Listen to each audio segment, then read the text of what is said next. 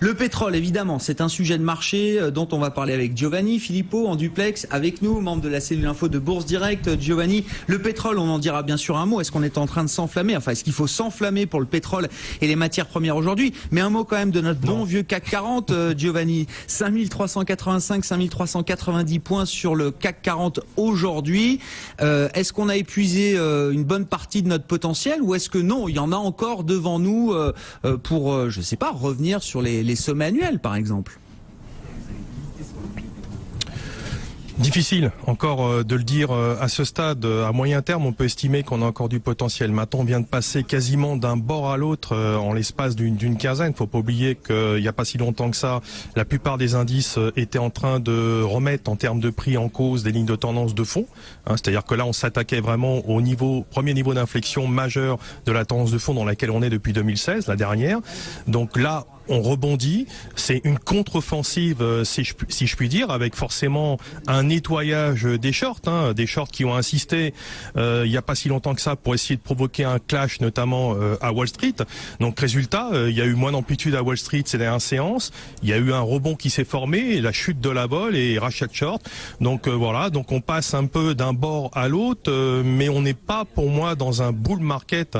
On est tout simplement toujours dans un marché de trading range assez large, avec de la volatilité, des fondamentaux solides.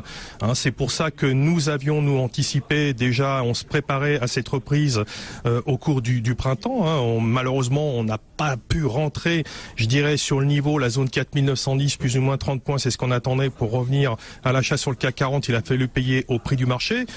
Donc pour les plus tardifs, notamment après, je dirais, ce gap de rupture haussier du 5 avril.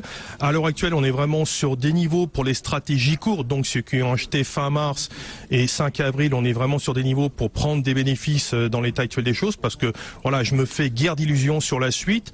Le contexte restant difficile, les tensions se sont un petit peu endormies, mais la guerre commerciale, les tensions géopolitiques, les sanctions vis-à-vis de la Russie qui affolent complètement les matières premières, qui est complètement affolé les matières premières.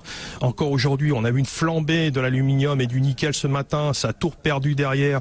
Le pétrole qui monte, certes, tout le secteur de matières premières et le pétrole sont sur des trend range haussiers depuis 2 ans, mais là, attention, c'est vraiment sur fond de tension en Syrie, Proche-Orient, voilà, sur les sanctions, sur les taxes, donc beaucoup de spéculation, et donc c'est pas vraiment basé sur des fondamentaux, des paris assez risqués, je pense, dans l'état actuel des choses, et ça vaut, je pense, aussi pour les indices. Voilà, néanmoins, on va laisser un petit peu, je dirais, le CAC 40, je pense, digérer sa hausse, parce qu'à court terme, on a quelques tensions. On pourrait reperdre à peu près 80 points, revenir sur les niveaux de 5003, au pire sur 5250, ce qui ne remettrait pas en cause le dernier signal haussier. Peut-être qu'on sera capable de viser à moyen terme, d'aller chercher cette zone 5430, 5470, et pourquoi pas former un nouveau plus haut, sait-on jamais, parce qu'on est quand même dans une période assez porteuse avec la publication de résultats solides de sociétés. Voilà, donc pour l'instant, on n'est pas dans un bull market. Voilà, on a effacé, on a contré cette offensive baissière, une réaction assez cinglante. Ça va se tasser, je pense, un petit peu. Il est possible qu'on ait un retracement après la clôture mensuelle des contrats dérivés qui aura lieu ce vendredi. Voilà, plutôt une consolidation, plutôt une prise de bénéfice. Restez long sur le moyen terme parce qu'il y a encore un petit peu de potentiel. Et on n'est vraiment pas dans un bull market, je pense, dans l'état actuel des choses. Oui, sur le pétrole, oui, vous dites là aussi prudence. Trop de géopolitique là dans les cours du pétrole. Je sais pas, je voyais hier l'Arabie Saoudite rêve d'un baril de pétrole entre 80 et 100 $. C'est ce que rapportent plusieurs sources du secteur citées par l'agence Reuters. L'Arabie Saoudite qui accueille d'ailleurs demain une réunion de suivi de tous ces pays producteurs qui ont décidé de réduire, de limiter leur production. Oui, 80, 100 $, non, c'est le rêve de l'Arabie Saoudite. Vous dites, il faut pas en rêver tout de suite sur le marché, Giovanni?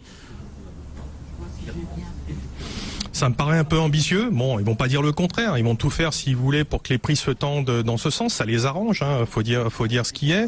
Oui, je pense que sur le pétrole, On a probablement atteint des niveaux, on va dire, corrects dans l'état actuel des choses.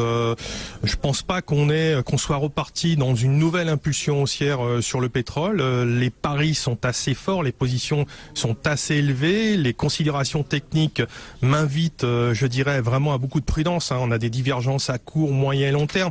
Ça veut dire que les prix ont formé de nouveau plus haut alors que les indicateurs n'ont pas été plus hauts que les précédents. Donc voilà, attention. Moi, je pense que c'est plus effectivement ponctuellement basé sur les tensions diverses et variées. C'est vraiment pas la tendance de fond qui s'améliore d'un point de vue fondamental, même s'il est vrai, comme je l'ai entendu, il est vrai qu'il y a des perspectives de croissance plus intéressantes. Il est vrai que l'économie est sur une dynamique. On peut penser que, mais je pense que le pétrole est somme toute à son prix. Moi, je le vois plutôt se replier. Merci beaucoup Giovanni, merci pour vos analyses et vos commentaires sur les mouvements du moment sur les marchés financiers. Giovanni Filippo, membre de la cellule Info d'experts de Bourse Direct.